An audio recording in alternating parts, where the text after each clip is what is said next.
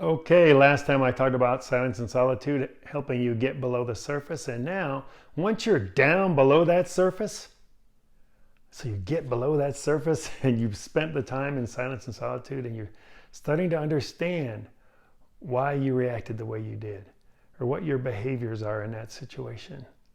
Oh, well, this is the stuff where you can really make a change in your life. Once you know what's below that surface, guess what? That awareness, making the unconscious conscious, hold it up in front of you and say, so this is a choice I can make.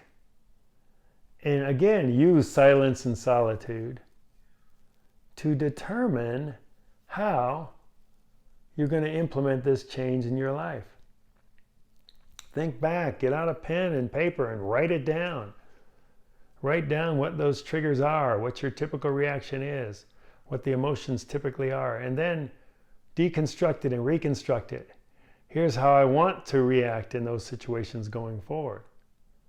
Here's what I'm going to choose to do. It's always an inside job. Any change that you want to make, it always comes and starts on the inside.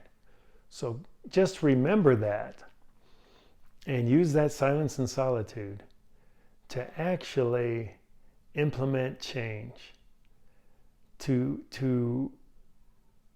look at, Caroline Leaf talks about the MPA, multiple perspective advantage, where you can look at your situation as an outside perspective, and say, well, I think this is the better way to respond to this situation.